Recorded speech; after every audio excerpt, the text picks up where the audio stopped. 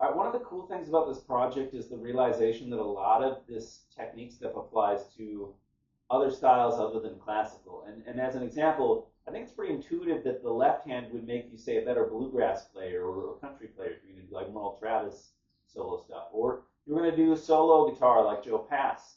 There's a lot of overlap in both the left and right hand. If you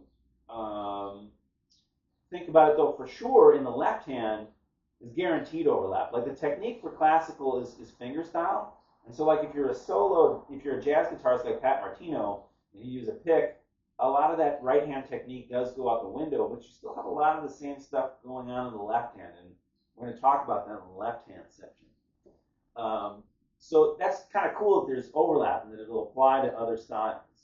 But today we're going to talk about picking and the right hand, and we're going to kind of break it down. So here's the way that picking works. So you bring your forearm in contact with the guitar, and then you want to use the shoulder to arm joint and this seesaw motion.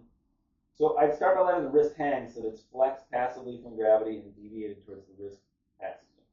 And then what you want to do is you want to use the seesaw motion using this point of contact with the forearm on top of the guitar as a lever or like a seesaw until you get rid of most of that wrist,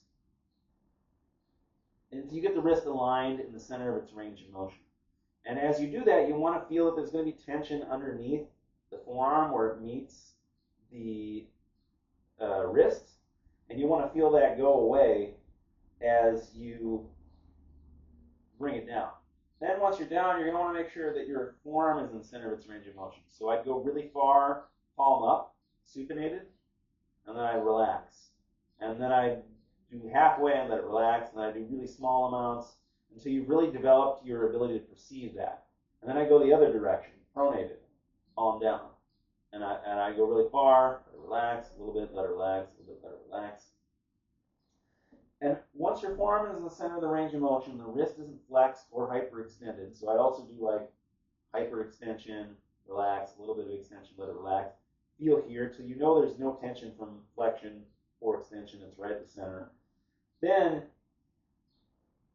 you're gonna want to feel on the pinky side some of the tension from it being really deviated towards the pinky, and you're also going to want to feel some tension here, and that's from it being deviated towards the pinky, so that the muscles and skin and tendons on this side are being stretched.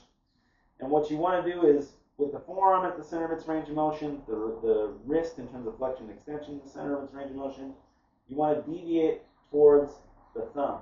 And when you do that, you're going to feel some tension from here go away. There's going to be some tension here, and it's going to feel different because it's no longer the stretching tension. It's going to be a little bit more intense because you're holding it.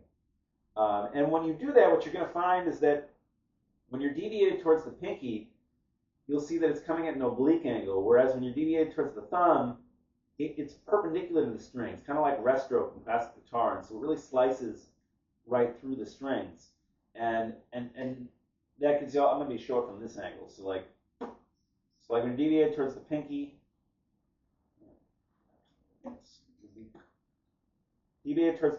it's coming at an angle, whereas when you're deviated towards the thumb, it comes straight up.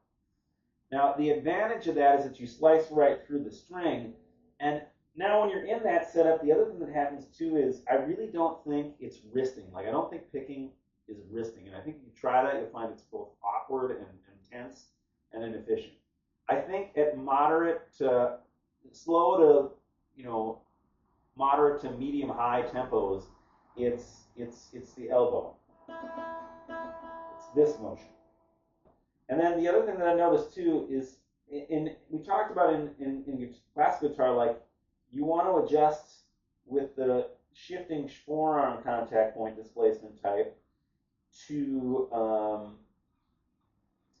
get set up correctly.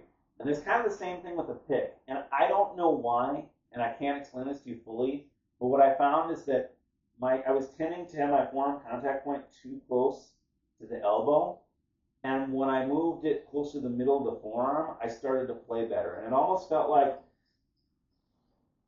if this is a string, I'm not saying this is what it is. Again, I'm having trouble explaining this experiment, but it was almost like I was tilted more this way because my I was so close to the elbow in terms of my right hand forearm contact point that the pick was like this.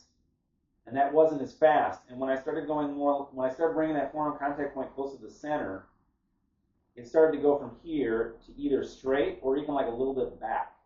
And I started to notice that felt a lot better, and I started to experience a lot more speed. So that's another thing that I've observed. The only other thing that I would add to this conversation is that once you've done that setup, so you put your forearm in contact with the guitar, you use the seesaw displacement type to get it down and eliminate wrist flexion and get the wrist in the center of its range of motion. You also set it up with the shifting forearm contact point, as we just discussed, and then you deviate towards the thumb. When you do this, what you'll find is that there's a more direct relationship between your elbow, which does the majority of the picking, and the pick. Meaning that, like, if you're out like this, if I'm bent like this, you're losing some. It's more indirect between this elbow lever and the pick and the string. Whereas when you're all lined up like this, everything you do with the elbow gets translated into the pick. Now, having said that, I'm going to tell you something that you'll see, and I know it's a thing. I'll tell you right now, at this point, I can play up to 270 pretty confidently, and even do some pretty fast licks. I'm not able to get to that in terms of my jazz playing. I'm not able to get to that 280 and above of Pat Martino, like 300, 310 impressions. For me, that's fine artistically and musically. There's so much music to be made between 270 and 50 beats per minute that I'm good. Hopefully someday somebody will use my system to figure out the gaps. What I can tell you that I'm sure of is that there is some relationship between the shoulder to arm joint and guitar picking. Because when you want to do tremolo, if you watch, you're going to see it's not just the elbow, it's like this motion. And you'll see you'll see it when I do it. So if I do, you can see it's not like this is staying perfectly still. There's something going on here. I don't know what it is.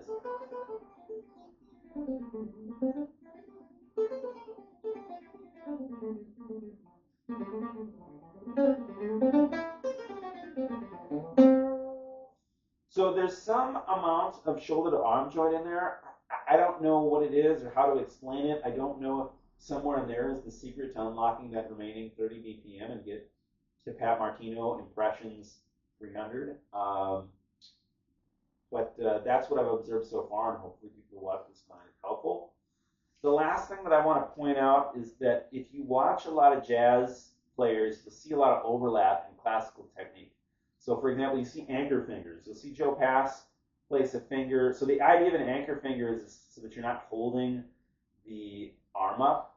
You can rest it on something so that you're not constantly holding it. And so you'll see guys play like with something resting on like the ridge, like the back of the wrist or the forearm. You'll also see like Martin Taylor rests a finger on the pinky, or a pinky on the tap plate.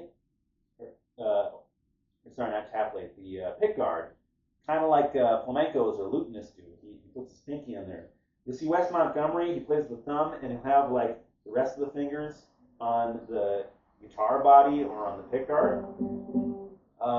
Trying to think of who else does something like that. Joe Pass, sometimes you'll see him rest like a ring or pinky finger or something on the part around the pickup.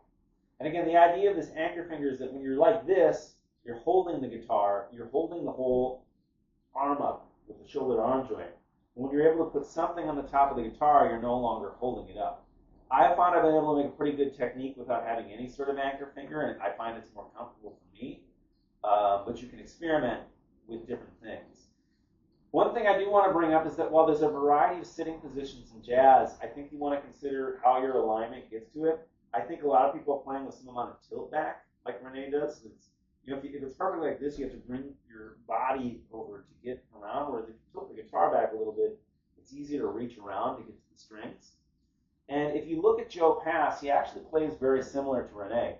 If you find a video of him where you can see him from like somewhere in this angle, like there's a camera shot coming from over here, you'll see that he's sitting very similar to Rene. The neck is elevated, it's tilted back, and you know, he basically the way I play classical with a strap was influenced by Joe Pass. If you watch him, you see a lot of the same things: the elevated neck, the guitar tilted back. You'll also see that he keeps an aligned wrists. His right hand looks very similar to Rene's in a lot of contexts. There's a lot of efficiency, you know, like there isn't a whole lot of bouncing of the arm and hand. So I bring that up to say that I think the fact that someone who's probably on par with Rene in terms of virtuosity, but who plays in a very different style and on a very different instrument, there's a lot of overlap. The sitting position, the way the guitar's set up, the way he engages and aligns things. I would go check it out sometime for yourself. Thank you for your help.